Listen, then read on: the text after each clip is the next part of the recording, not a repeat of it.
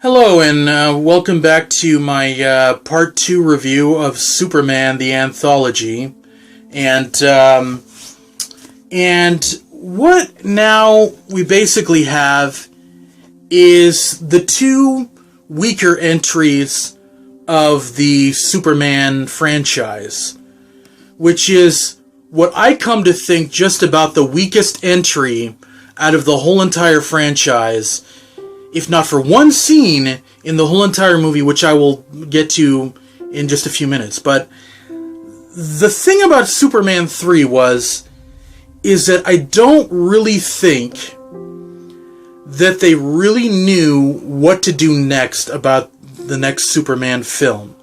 So what we got was basically a kind of comedy version of Superman 3, okay, that starred Richard Pryor. And I guess because Richard Pryor was in it, they decided to turn it into a comedy, which was absolutely mind-numbingly dull. It just was not very good, alright? And I consider it probably about the weakest entry out of the whole entire series. It's really, really bizarre. It's a bizarre entry in the Superman series.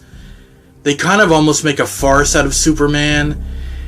And Richard Pryor is good in it, but then again, he's left with basically in a movie that's really supposed to be about Superman. I mean, Christopher Reeve looks absolutely brilliant in this movie, as he always does, you know. But even he said he really didn't understand why they turned it into such a comedy in the movie. But there is one scene that does revive the movie when we get to see Christopher Reeve brilliantly play a evil Superman. So you have one side Clark Kent, and then you have the other side an evil Superman. It is just an absolute joy to see Christopher Reeve, you know, be able to have fun in this part and be able to show a side of Superman that we never have seen before. Alright?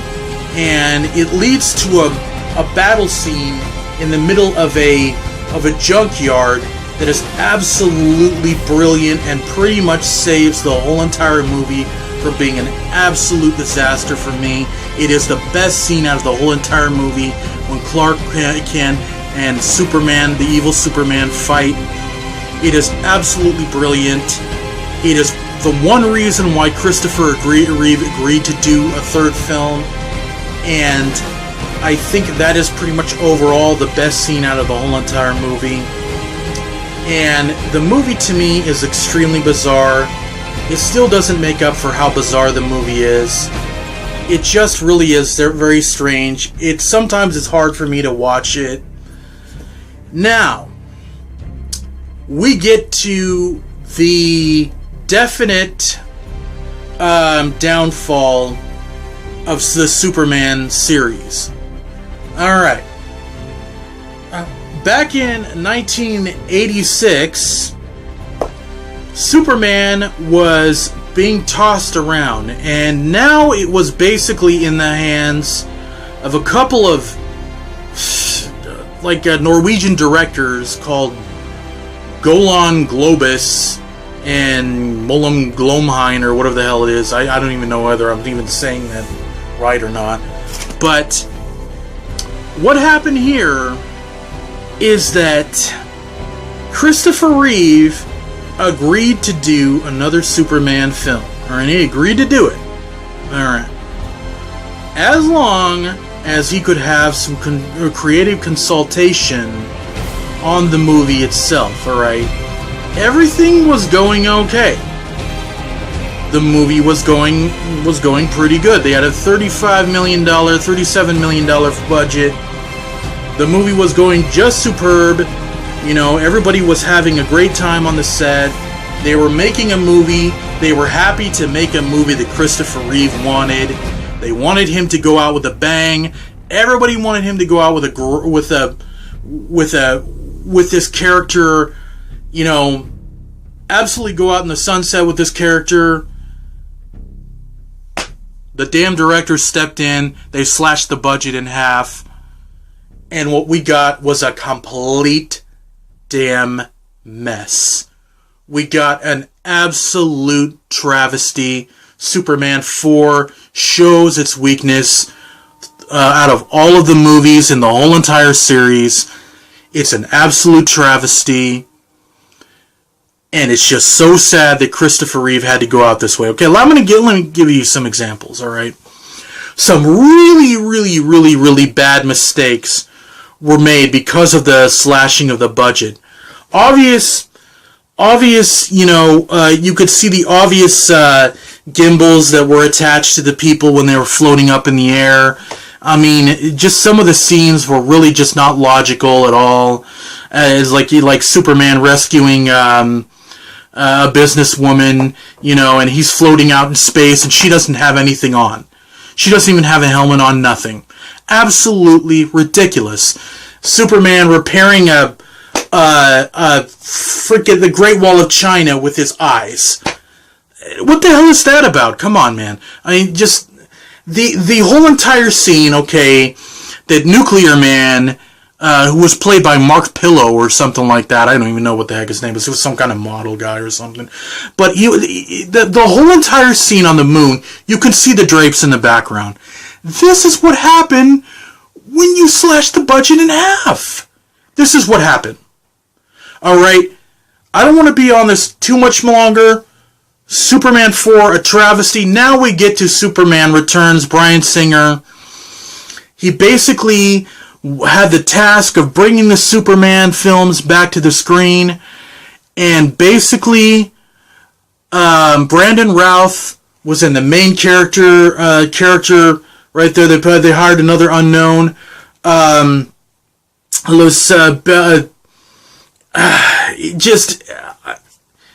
This movie, alright, is off and on. I think that in my mind, it's fun to watch, very fun to watch, but what they had mainly in Superman Returns was basically that Superman Returns was one big homage to the Christopher Reeve films. I thought it was not bad. I didn't mind it. I didn't mind it at all. It just was like, what I would say, it was kind of boring in some parts. And that's what a lot of people had complaints about, is that it was kind of boring in some parts. There wasn't really any action, to Superman. He was basically just saving people, and that's really what the movie is mainly about. It's just about Superman coming to Earth, trying to redeem himself from a long absence. Lois Lane does not really care for him anymore, but he tries to redeem himself by doing, by doing exactly what he did before he left. So that's what Superman Returns is about. Now, it wasn't that great. It was okay. It had a good finish at the end. It was pretty awesome. It had the main theme, the John Williams theme at the beginning, which was really awesome. Which is probably the only thing that makes the sequel worthwhile, is that it has a John Williams score. And it just was basically a mediocre movie. Alright? Now, I already did a review of Man of Steel, so I don't really need to go over that. Next time we're going to see Superman, we're going to see him in 2016, or I don't know when, the 2016 or 2015, in Batman and Superman, which he will be going up against Ben Affleck's Batman in Batman and Superman, directed by Zack Snyder. So that's what we have to look forward to in Superman's future. Thank you for watching this video, And please subscribe if you like my videos. Thank you very much.